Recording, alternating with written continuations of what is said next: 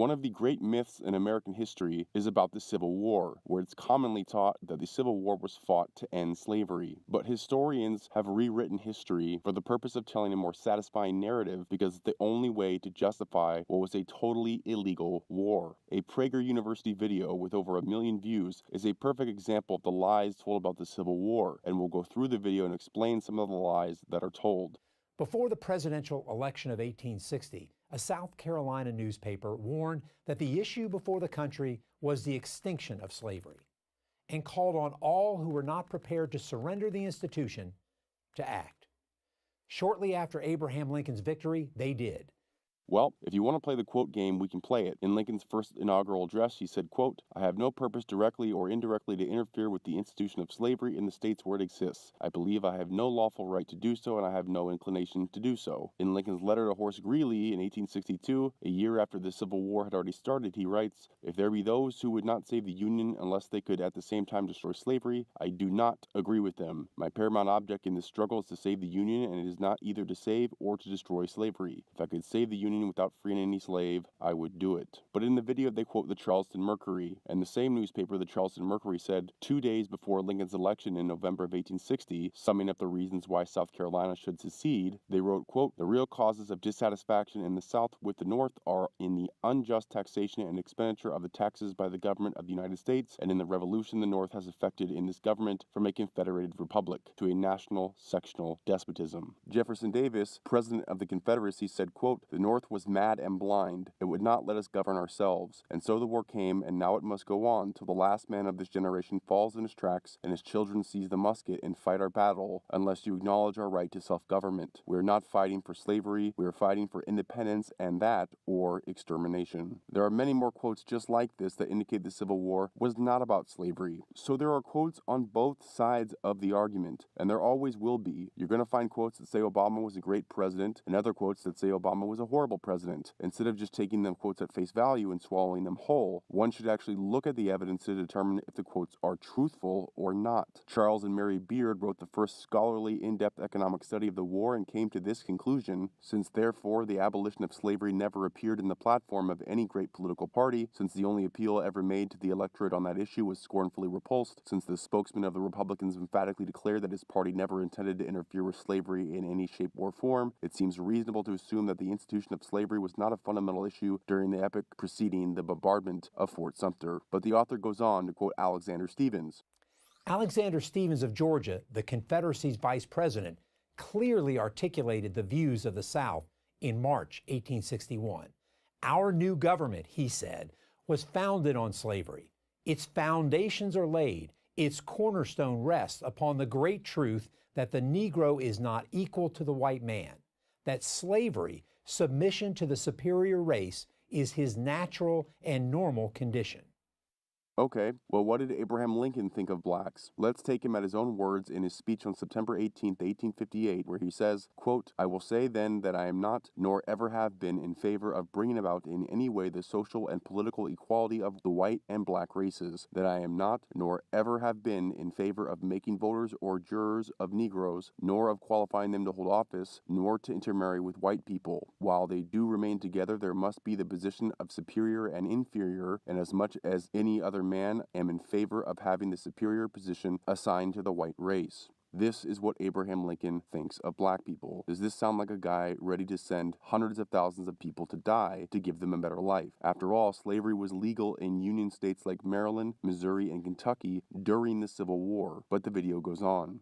Yet despite the evidence, many continue to argue that other factors superseded slavery as the cause of the Civil War. Some argue that the South only wanted to protect states' rights. But this raises an obvious question. The states' rights to what? Wasn't it to maintain and spread slavery? States' rights to govern themselves. It's really simple. States' rights to govern themselves. Just as America wanted the ability to govern itself based on its own interests, states wanted the right to govern themselves on their interests, which meant free trade without tariffs to fatten the pockets of the North. But it's also important to know that not all the Confederate states seceded at the same time. Virginia, Tennessee, North Carolina, and Arkansas did not originally secede. But after Fort Sumter, a battle that caused 0 human casualties, Lincoln called for 75,000 troops, ordered a naval blockade, blockade, which is an act of war that required congressional approval, which Lincoln didn't care to wait for, ordered the building of 5 naval warships, suspended habeas corpus so he could use it to throw over 10,000 people in jail, and Lincoln also shut down over 300 newspapers in the North who expressed any dissent about the war. Where was the constitutional authority for such unthinkable actions? There wasn't any. But after Lincoln took these illegal actions to reinforce Fort Sumter and the Morrill Tariff duties increased in March, Virginia, Tennessee, North Carolina, and Arkansas seceded and joined the Confederacy. It was Lincoln's tyrannical response to the secession of the first Southern states that prompted the other states to join, but the video continues. Moreover, states' rights was not an exclusive Southern issue. All the states, North and South, sought to protect their rights. Sometimes they petitioned the federal government. Sometimes they quarreled with each other.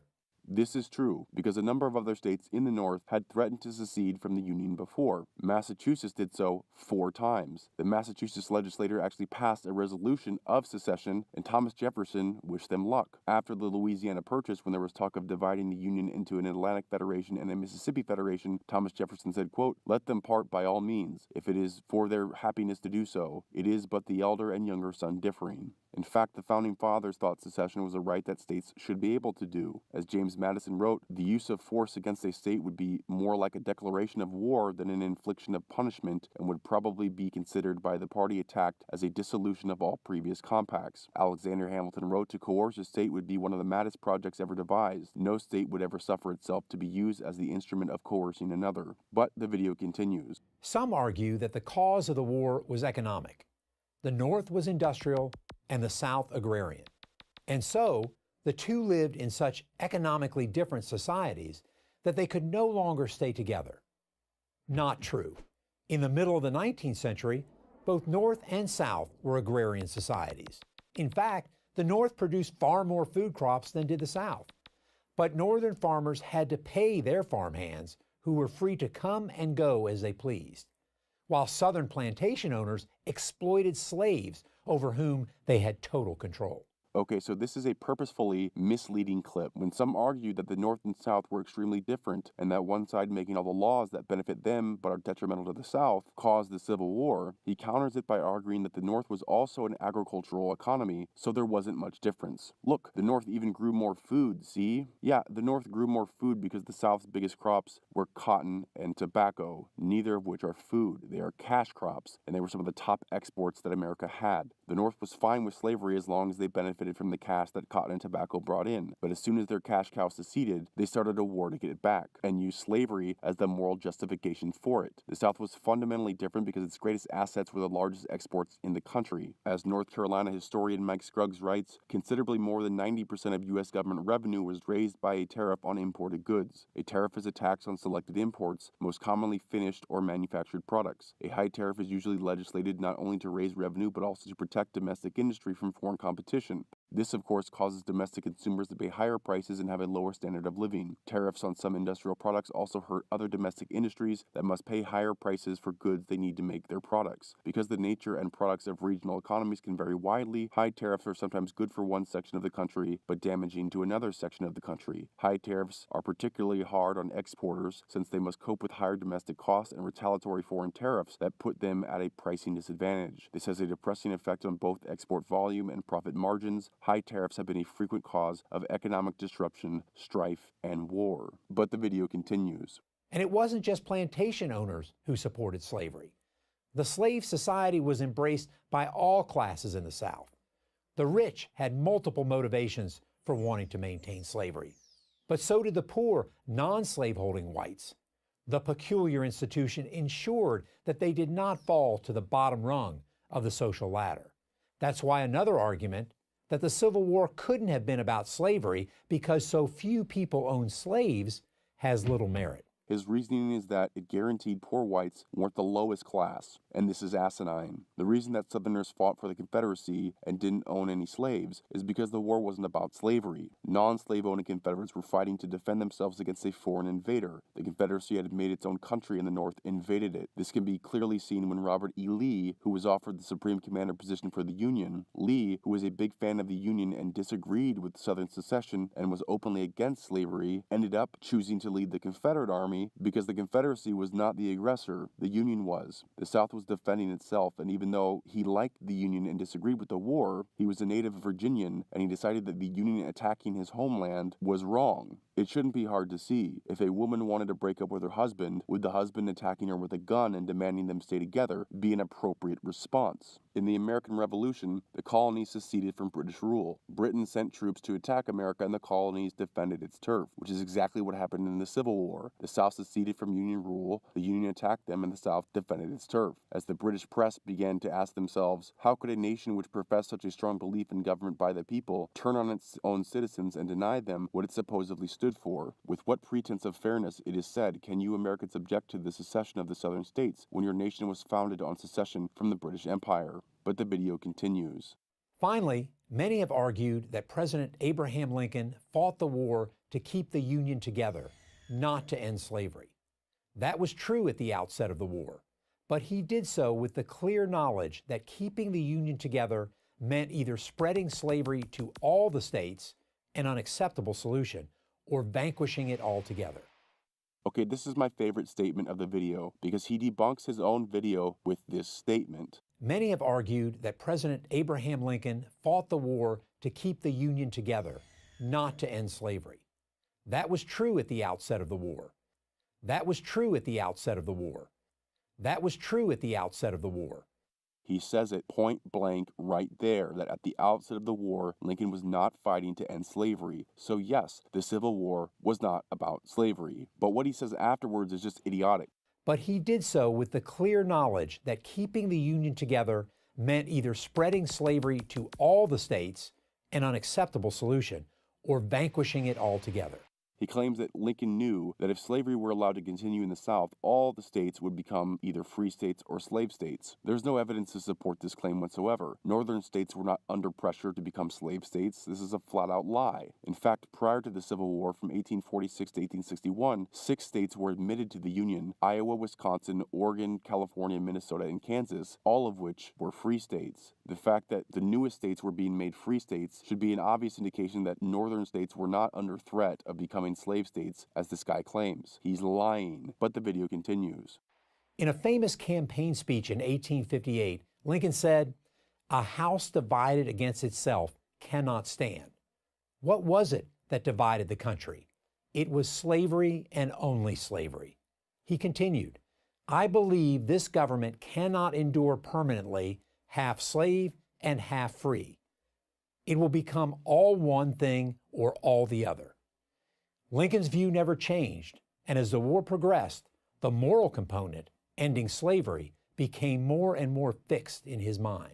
Okay, so he quotes Lincoln when he said, the United States will become all one thing or all the other. Yes, Lincoln believed eventually it will become all free. That's because slavery was already dying out. Europe had already freed slaves. Countries in the Caribbean like Haiti had already freed the slaves. The newest states admitted to the Union had been made free states. The slave trade was already abolished by Thomas Jefferson 60 years before Lincoln even made the statement. So yes, slavery was dying, and it was only a matter of time before they would be free. But then he goes on to say that the moral component ending slavery became more and more fixed in Lincoln's mind. He says this because for the entire first half of the Civil War, nobody was talking about slavery. The moral component became more important as the war dragged on because the Civil War was illegal. As a popular British publication wrote, there is no congressional authority, whatever, for what has been done. It has been done simply on Mr. Lincoln's fiat, at his simple bidding, acting by no authority but his own pleasure. In plain defiance of the provisions of the Constitution, the Habeas Corpus Act has been suspended, the press muzzled, and judges prevented by armed men from enforcing on the citizens' behalf the laws to which they and the president alike have sworn. Lincoln abused his powers to start the war, delayed the meeting of Congress for 3 months so he can get into a war before Congress could do anything about it, then suspended the rights of habeas corpus, and by doing this he was able to throw over 10,000 people in jail for expressing any dissent, like Clement Vallandigham in 1863. Lincoln excused his apparently unconstitutional arrest on the grounds that public safety made the arrest not only necessary, but legal. As long as public safety was endangered, the arrests were constitutional. But of course the Constitution makes no such claim. What What did Vallandigham do? He called the war wicked and cruel and called Lincoln King Lincoln and charged that Lincoln's tax law was the like of which has never been seen upon any but a conquered people. Case ex parte Milligan, a man named Milligan's treasonable conduct was tried and the jury found insufficient evidence to convict or indict him. A military court then took over, convicted him and sentenced him to death. The Chief Justice of the Supreme Court, Roger B. Taney, had ruled that his arrest was illegal and Lincoln did not have the authority to suspend habeas corpus without congressional approval. Lincoln not only disregarded the ruling, he was so outraged he issued an arrest warrant for the Chief Justice of the Supreme Court because he disagreed with his ruling. Later, however, President Andrew Johnson restored habeas corpus so it could be brought before the Supreme Court, who released Milligan and condemned the past 5 years of phony military arrests, and this was illegal. This is why the moral component of the Civil War became louder as the war went on, because as the war was going on, Europe was looking at America and asking themselves, should we help the Confederacy? But John Stuart Mill came to Lincoln's rescue after he, a European, would first concoct the idea that the Civil War was about slavery. And when Lincoln became aware that he could kill two birds with one stone, not only keeping Europe out of aiding the Confederacy, but also giving much needed moral justification for the Civil War, because only supreme moral reason could justify all the illegal activities he has engaged in. After all, Lincoln said, if I could save the Union without freeing any slave, I would do it, and if I could save it by freeing all the slaves, I would do it, and if I could save it by freeing some and leaving others alone, I would also do that. I have here stated my purpose according to my view of official duty, and I intend no modification of my oft-expressed personal wish that all men everywhere could be free. Here Lincoln says clearly that the Civil War is not about freeing slaves, it's about keeping the Union together at all costs. Although his personal wish is that slavery end, that's not why he's fighting this war. He will keep slavery if it means keeping the Union together. But as Lincoln continued to break the law and hundreds of thousands of people were dying to protect Northern economic and territorial interests, Lincoln needed a moral justification for all this wrongdoing. That's why the moral component of slavery became louder during the Civil War, not because, as this author says, that it just became more and more fixed in his mind. But the video continues. And as the war progressed,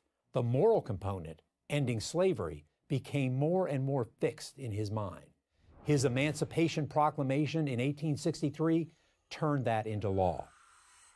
This is another lie. The Emancipation Proclamation didn't end slavery. The Emancipation Proclamation did absolutely nothing in any legal sense. The Emancipation Proclamation only freed slaves in southern territories which the Union didn't even control. It did nothing, which is why when Union General Fremont emancipated the slaves in his military district in Missouri, Lincoln promptly dismissed Fremont, rescinded his emancipation order, and sent the slaves back to their masters. Lincoln said of the incident, quote, "It was a war for the great national idea, the Union, and General Fremont should not have dragged the Negro into it." Fighting Joe Hooker wrote in response to the Emancipation Proclamation, a large element of the Army had taken sides against it, declaring that they would never have embarked in the war had they anticipated this action of the government. Another Union officer, a colonel, wrote, "Let it be understood that if this is a war for emancipation of the Negro, instead of a war in defense of the Constitution, 3/4 of the Army would lay down their arms." Lincoln said in his Emancipation, quote, "testing whether the nation can long endure." That comment seems to presuppose that the South was out to conquer the North, which is just as absurd as saying that the revolting colonies in 1776 were out to destroy Great Britain. The Chicago Times wrote, "If there was ever a non sequitur in the annals of human warfare, that was it. All the South wanted was to withdraw from the Union and be left alone. How could that threaten the political institutions of the North or the right of free government?" Lincoln also said in his proclamation, "And that government of the people, by the people, and for the people shall not perish from the earth." Why did Lincoln even suggest that secession by Southern states would mean that democracy would perish from the earth? H.L. Mencken wrote about the Emancipation Proclamation, quote, "But let us not forget that it is poetry, not logic, beauty, not sense. Think of the argument in it. Put it into cold words every day. The doctrine is simply this, that the Union soldiers who died at Gettysburg sacrificed their lives to the cause of self-determination. That government of the people, by the people, for the people, should not perish from the earth. It is difficult to imagine anything more untrue. The Union soldiers in the battle actually fought against self-determination. It was the Confederates who fought for the right of their people to govern themselves. Even abolitionists saw the Emancipation Proclamation as a fraud, as it only applied to the territory over which the North had no control. It was thus an illusion. The North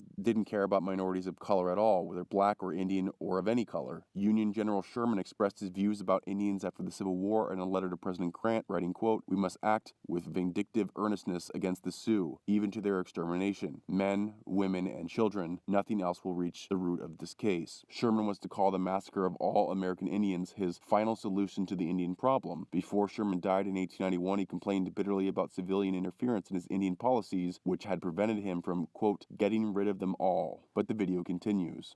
Slavery is the great shame of America's history. No one denies that.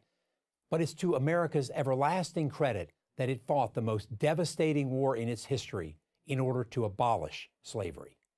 As a soldier, I am proud that the United States Army, my Army, defeated the Confederates. In its finest hour, soldiers wearing this blue uniform.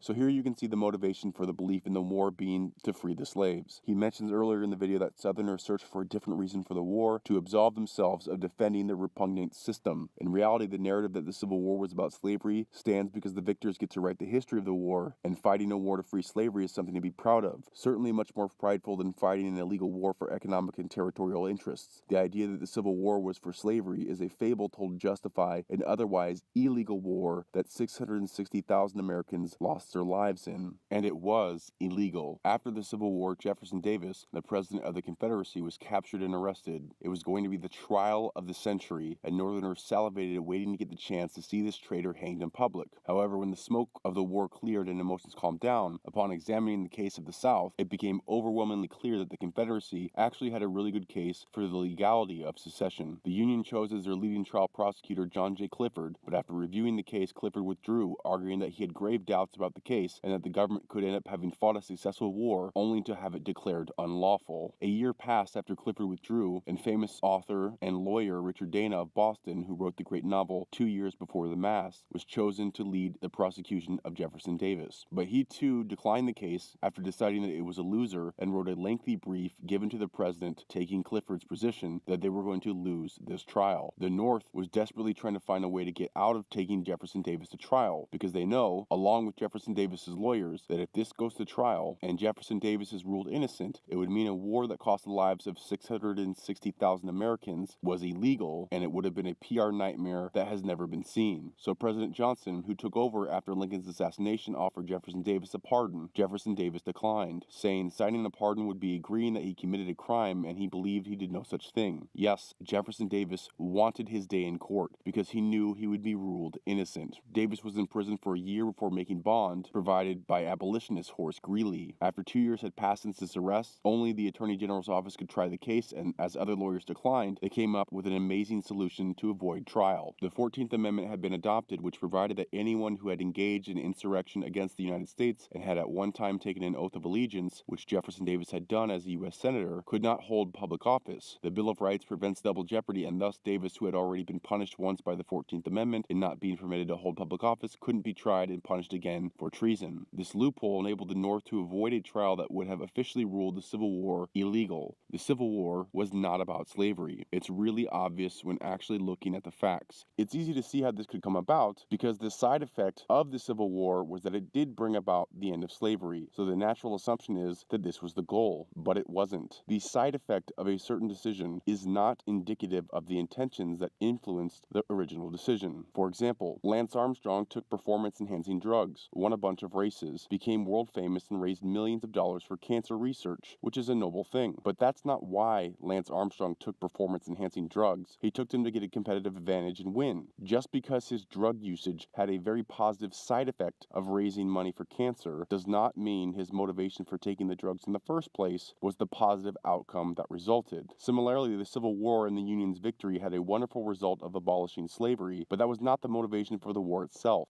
The reality is, when Lincoln increased the Morrill Tariff to 50% shortly after his election and the Confederacy opened a free trade port in the South, the Northern economy was under serious threat. The South could buy textiles from European countries at a cheaper price without tariffs, making the manufacturing economy in the North obsolete. And this was not something that Lincoln was willing to accept, so he fought it, and that's how the Civil War actually happened. Some will argue things like, yes, the South seceded for their rights, but primarily for their rights to own slaves. This is a stupid argument because slavery was already legal in the Union during the Civil War. In Union states like Missouri, Kentucky, and Maryland, slavery was legal during the Civil War, so that would not be a reason to secede over. Lincoln already offered protection of slavery in his inauguration and said during the war that he would keep slavery if it meant keeping the Union. Slavery was not under threat of abolition at the time of secession. There were no proposals, initiatives, or rumors of upcoming proposals or initiatives that would threaten slavery from the North, so seceding over that is nonsense. Some will object to this by saying the South didn't secede over the tariff tariffs because the tariff was only 20% at the time South Carolina seceded. It's true that the moral tariff didn't go up to 50% until after many of the Confederate states seceded, and that when the initial secession occurred, the tariff was only 20%. But this objection assumes that wealthy business owners who are lobbying politicians are completely ignorant of potential legislative changes that may affect their businesses, but that assumption is wrong. For example, even in present day, Walmart was to open several locations among the Washington, D.C. area. Then the $15 minimum wage discussion started to become popular. Even though D.C. had not yet implemented or passed legislation to implement a $15 minimum wage, Walmart realized what was on the horizon for D.C. and canceled their plans to open new locations in Washington, D.C. To say the South didn't secede because of the tariff is like saying Walmart didn't cancel plans to open locations in D.C. because of the $15 minimum wage. Even though it wasn't an official law yet, they could see the writing on the wall and pulled out a building in D.C. because of it. And sure enough, they were right. The $15 minimum wage would end up passing and being implemented into law. Just like Walmart, importers and exporters in the South knew full well that once Lincoln was elected, tariffs would increase, and 2 months after Lincoln stepped into office, they were right, and the tariff went to 50%.